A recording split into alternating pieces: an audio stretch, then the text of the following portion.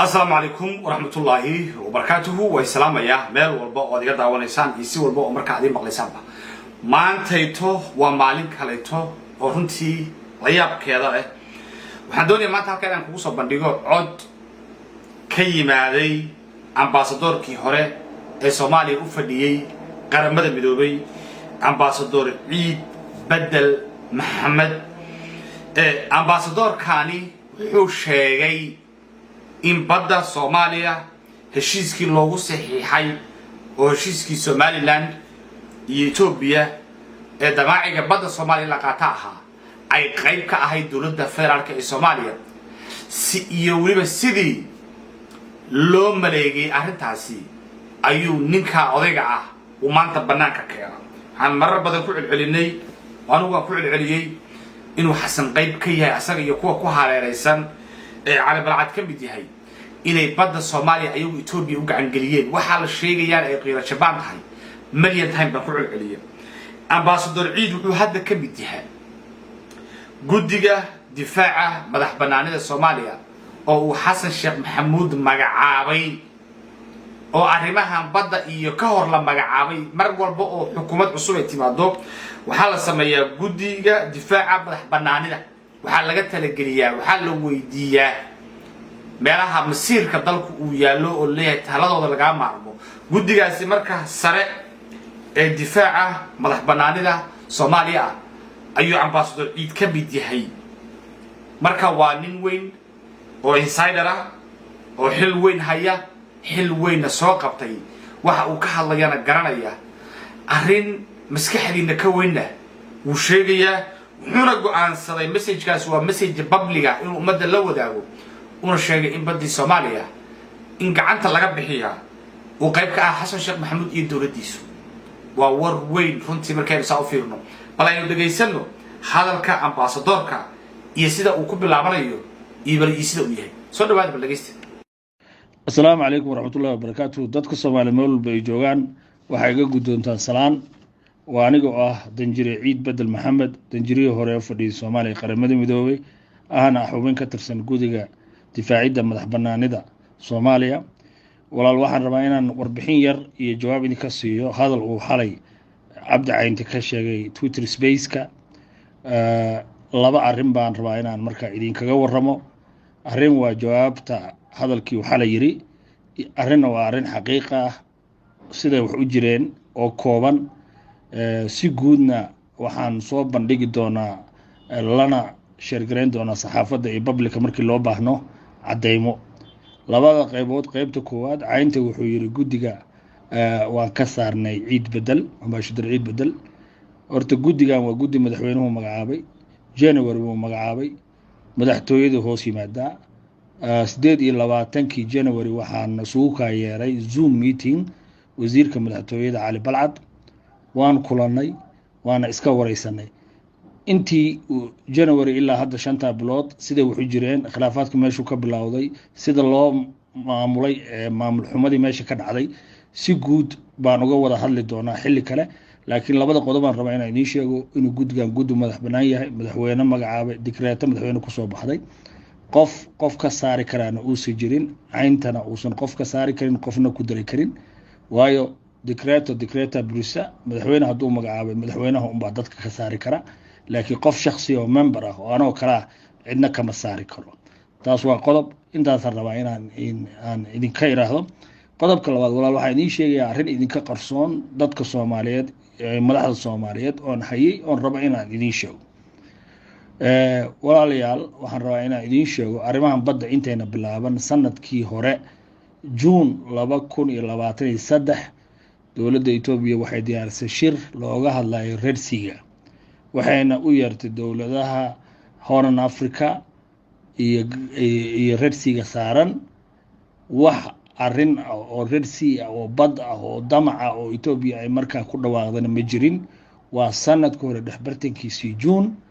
dad khubaro ah oo aqoon leh oo xilka dunaasiyada ku takhasusay ayaa loo yeeray oo kooban oo ka soo jeeda dawladaha Soomaaliya iyo Djibouti iyo dawladaha Red Sea saaran aniga oo ambassador Ciid Bedel dadkii Soomaaliya laga cazumay qofkii Soomaaliya laga cazumay baan ahaa shirkaas wuxuu dhacayay markii hore Agost markii dambana waxaa dib loogu bedelay 21 September 2023 invitationkii shirkaas la igu soo diray waan qaaday waxaan u diray madaxweynaha iyo ra'iisul wasaare Xamse Cabdi Barre waan la sheer gareeyay waan kala hadlay arrimaha Red Sea iyo Horn Africa iyo wixii soo socda iyo inay invitation iga timid xarun diblomaasiyadda xiriirka caalamiga oo sabab ku taala la iguna cazumi madaxdii markay tashteen waa igu soo noqdeen waxay ugu yiraahdeen ambassador waana xushmeysay sharafa leedahay waa lagu sharfay waa lagu yeer invitation lagu sameeyay sida awgeed waxaan ka codsanaynaa inaad shirka ka qayb galin oo aad ka joogto shirku wuxuu dhacayaa in kugu celiyo wax Red Sea iyo wax Ethiopia iyo wax hadal oo bilowdo male waa markii ugu horeysay la rabay arrimaha in la bilaabo shirkaas Red Sea looga hadlayo wuxuu dhacayaa 21 September 2023 anoo ixtiraamaya madaxweynaha ra'iisul wasaaraha codsigooda shirki waa ka baaqday kama aan qayb galin waxaan u diray waxa la ii soo diray tiirkii aan uga qayb galayay shirkaas 7 September 2023 Ethiopian Airlines Muqdisho ka soo baxayo oo Addis Ababa imanay markay sidaa tahay email baan u diray waxaan ku iri walaalayaal raalli ahaada ima suurtoobayso inaan shirka ka qayb galo ra'iisul wasaare Xamse oo safar ku tagay Dooxa ayaan Dooxa isku nimid arrimo badan baan ka wada hadalnay kadibna New York baan aaday oo aan shirkii UN General Assembly ga saarlaanka shiraan ku lahaan ka qayb galay anoo New York joogo 7 September ayaa la ii soo diray tigirkii aan ku aadi lahaa shirkaas wasaaraha iyo madaxweynaha waa ku celiyay waxa la yiri ka joog waa ka joogay shirkii kama aan qayb galin email baan diraan leeyahay raalli ahaada kama qayb gali karo saasa uga baaqdo inta la baxay ayaa caynte loo diray tigid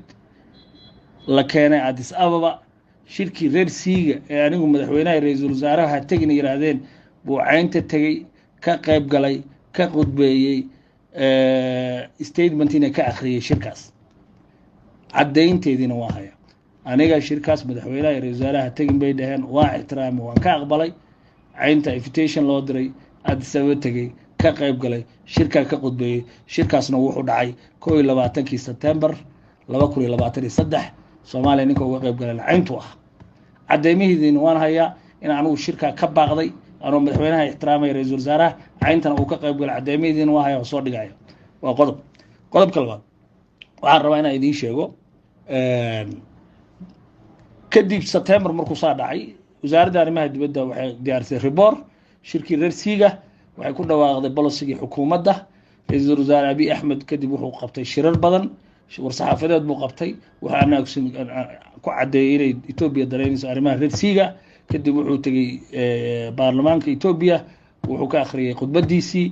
kadibna sanadkii saas uu ku dhamaaday January markay marayso sanadka 2024 waa kii Muuse Bixi loo saxiixay heshiiskii marka June bay arrintan bilaabatay qofkii lagu casuumay waa aniga qofka aan ka qayb galinay madaxweynaha ixtiraamo waa aniga ninka ka qayb galay ee albaabka furayna wuxuu ahaa Cabdi Caynte cadeemaheedina waa haya shirka ninka ka qayb galay kadibna Ethiopia policy-geeda dejisay iyada saasaynu ku dhawaaqay taas dadka Soomaaliyeed ha ogaadaan taariikh way isqoraysaa cadeemaheedina saxaafadda uu soo bandhigaya in shirkaas aan ka qayb galin invitation-kiina aan hayo tigirkiina aan hayo email-kii aan iri kagama qayb galayaan aan hayo Cabdi Cayntana inuu ka qayb galay ka qudbeeyay tagay shirkaas cadeemaheedii waa haya taasaa la socdo guddigii baa la dhisay January 17 guddigii wax badan ku dheeraan maayo Zoom baa 5 jeer lagu shiriyay waxa la diiday xamar inaan isku nimaadno suxna loo maamulay budget baa la gudbistay madaxtooyada budgetkii laga helay waa la iska isticmaalay si guud baan uga hadlayaa markay 5 bilood ay sidaa tahay ee guddigiina laga diiday inaan kulanno isla guddiga dhexdiisa waxaan rabaa inaan idin sheego in mas'uuliyiin kamida ay la kulmeen Etoobiyaanka oo is arkeen la shireen kala hadleen arrimaha MOU-ga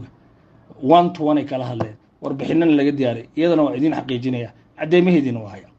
markii guddigii lagu tagrifalay shaqadii qof iska yeeshay wuxuu rabana laga samaystay aniga waxaan go'aan ku gaaray qadiyad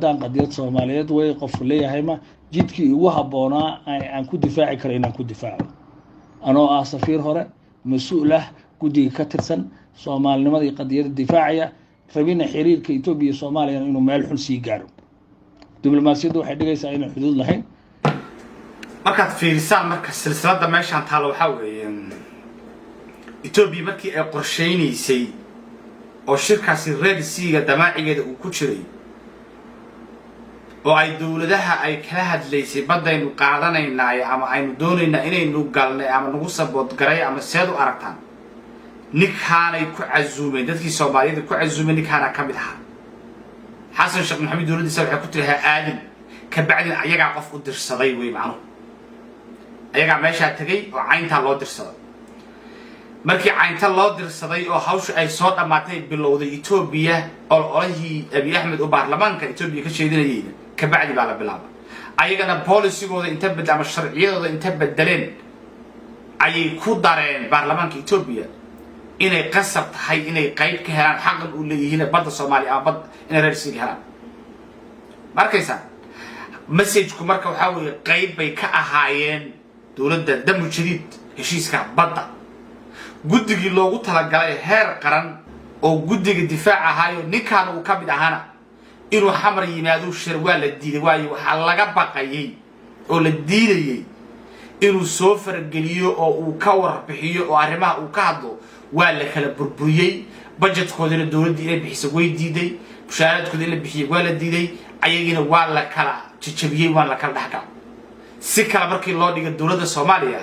ayaa intaana sameynaysa heshiiskaana inuu dhaco ayaa qayb ka ahayd meeshii lagu soo curiyay dad damushiidaha loo diro fadhiyay dadkii kale oo la islahaa ama wadaniyiin weeye ama way diidi karayaan ama warka uu sheegayaana waa laga saaray nin ayaga damushiida ka mid ah ayaa halka la geystay oo qorshaha wax ka ahaa waa sida message-ka ambassador-ka uu dhacayo